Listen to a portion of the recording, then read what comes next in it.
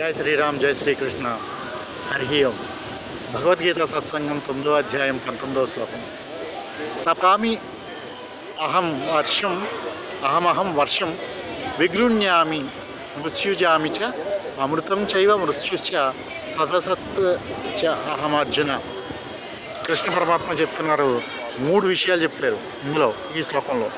తప్పింపచేసి వర్షాన్ని కురిపించే ఆ ప్రాసెస్, ఆ యజ్ఞం తానే అని చెప్తూ దాంట్లో ఇన్వాల్వ్ అయినటువంటి, అంటే ఒక యజ్ఞంలో ఇన్వాల్వ్ అయినటువంటి 2 విషయాలు ద్వంద్వాలు అంటారు. ఆ ద్వంద్వాలు కూడా తానే అని చెప్తున్నారు. ఆ ద్వంద్వాలలో కూడా అమృతము మృత్యువు ఈ 2 తానే, అలాగే సత్తు అసత్తు ఈ 2 కూడా తానే. ఏదైనా ఒక పని చేసినప్పుడు, చక్రం తిరుగుతున్నప్పుడు 2 బలాలు కూడా ఇన్వాల్వ్ అవుతాయి. ఆ బలాలు 2 తానే. ఆ చక్రం తిరుగుతున్నప్పుడు ఆ యజ్ఞం, ఆ ప్రాసెస్ అంతా కూడా, రిజల్ట్ వరకు కూడా సబ్జెక్టు వెర్బ్ ఆబ్జెక్టు అంతా కూడా తానే అనే విషయాన్ని కృష్ణ పరమాత్మ చెప్పుకుంటూ వచ్చారు. ఇప్పుడు మనం సామాన్యుడిగా అర్థం చేసుకునేటప్పుడు ద్వంద్వాలకి మధ్యలో ఒకనొక విషయం, ఒక లింక్ ప్రొఫైల్ ఒకటి ఇన్వాల్వ్ అయ్యి ఉంది. దాని పేరు జ్ఞానం అంటారు. ఆ జ్ఞానం గురించి తెలుసుకోవాలి సామాన్యుడు. ఈ జ్ఞానం ఈ రెంటికి మధ్యలో బ్యాలెన్స్ చేస్తూ ఉంది. శ్రేయో హి జ్ఞానం అభ్యాసాత్ అని కృష్ణ పరమాత్మ ఈ శ్లోకాల్లో చెప్పారు. శ్రేయస్సు కొరకు జ్ఞానాన్ని అప్లికబుల్ చేయి. ఎక్కడంటే అభ్యాసంలో అప్లికబుల్ చేయమని చెప్పాడు. ఒక ఎత్తు గానుగ చుట్టూరు తిరుగుతుంది, ఎందుకు తిరుగుతున్నావు అన్నావు, నాకు తెలియదు అన్న. అంటే అది జ్ఞానాన్ని అప్లికబుల్ చేయలేదు కూడా. ఎందుకు తిరుగుతుందో దానికి తెలియదు. సో అది ఒక కన్ఫ్యూజన్లో ఉంది. కన్ఫ్యూజన్లో ఉండి క్లారిటీ మిస్ అయిపోయింది. మనం కూడా చాలా విషయాల్లో క్లారిటీ మిస్ అయిపోయి ఎద్దులాగా మొద్దుబారిపోయి ఉంటాం. ఎందుకు చేస్తున్నామో తెలియదు, ఎలా చేయాలో తెలియదు. సో అటువంటిప్పుడు జ్ఞానాన్ని అప్లికబుల్ చేయాల్సిన ఆవశ్యకత మనకు ఉంటుంది. ఈ జ్ఞానమే ఈ రెంటిని బ్యాలెన్స్ చేస్తున్నది. ఇక్కడ చెప్పిన విషయాల్లో ఈ అమృతత్వాన్ని మృత్యువుని మధ్యలో బ్యాలెన్స్ చేస్తుంది. ఎలా అంటే, మనం నిద్రపోతున్నప్పుడు జ్ఞానాన్ని అప్లై చేయగలిగాము. అప్పుడు అది ఆ నిద్రలో మెళకువలోకి జారుకుంటాం. అది ధ్యానం అవుతుంది. కానీ నిజంగా ధ్యానం చేయడానికి కూర్చున్నాం, కానీ మనసుకి ఆ జ్ఞానాన్ని అప్లికబుల్ చేయలేకపోతున్నాం. సో మనం ధ్యానం చేయలేకుండా నిద్రలోకి జారిపోతున్నాం. ఈ బ్యాలెన్స్, ఇది జ్ఞానం వల్ల మనకి అంత ఇది ఉంది. అదే మృత్యువుకి తర్వాత అమృతత్వానికి మధ్యలో కూడా బ్యాలెన్స్ చేస్తూ కొంతమంది మరణించేటప్పుడు జ్ఞానాన్ని పొందగలుగుతారు. శ్రేయో హి జ్ఞానం అభ్యాసత. మరణం కూడా ఒక అభ్యాసమే. ఆ అభ్యాసం బాడీ చేసుకుంటుంది దాని టైం అయిన తర్వాత. ఆ అభ్యాసంలో జ్ఞానం అప్లికబుల్ అవుతే మరణించిన వారిని చూడండి, వాళ్ళు ప్రశాంతంగా ఉంటారు కళ్ళు మూసుకుని. వారిలోకి ఆ చావుకాళ్ళు రాదు, నవ్వుతూ ఉంటారు. వారి జ్ఞానం ప్రవేశించింది. జ్ఞానపూర్వకంగా వారు మరణించారు. వారు అమృతత్వాన్ని పొందారని మనం గుర్తుపెట్టుకోవాలి. ఒకవేళ అది పొందలేకపోతే వాళ్ళ ముఖంలోకి ప్రాతకాలు వచ్చేస్తుంది. సో మరణించేటప్పుడు ఆ జ్ఞానం రావాలన్నమాట. అది వస్తే వారు అమృతత్వాన్ని పొందుతున్నారు. అది రాకపోతే మృత్యువుని పొందుతున్నారు. ఆ మృత్యువు భీతిల్లిపోతాడు మనిషి. ప్రాణ భవభీతి సమాకులస్య శ్రీ ఆంజనేయం అమదేహికరావలంబం. సో ఆ భీతి పొంది, అదే భయం, మృత్యు భయం. దాన్నే మృత్యువు అంట.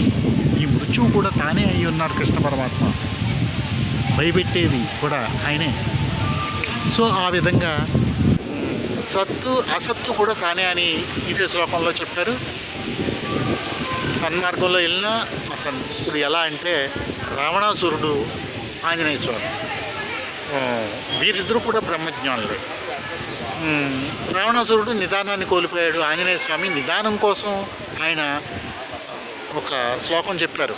ఎక్కడ సీతాదేవిని వెతుకుతూ వెళుతూ అది కనిపించకపోయేటప్పటికి ఒకసారి నిరాశ పొందిన తర్వాత, అనిర్వేద శ్రేయోమూలం అనిర్వేద పరం సుఖం అనిర్వేదోహి సతతం సర్వార్థేషు ప్రవర్తక అని ఒక శ్లోకాన్ని స్మరించుకుని ఉత్సాహాన్ని పొంది నిదానాన్ని తీసుకుని తిరిగి మళ్ళీ ఆయన అన్వేషణ కొనసాగించారు. అయితే రావణాసురుడు సీతాదేవిని తీసుకొచ్చిన తర్వాత నిదానాన్ని కోల్పోయాడు.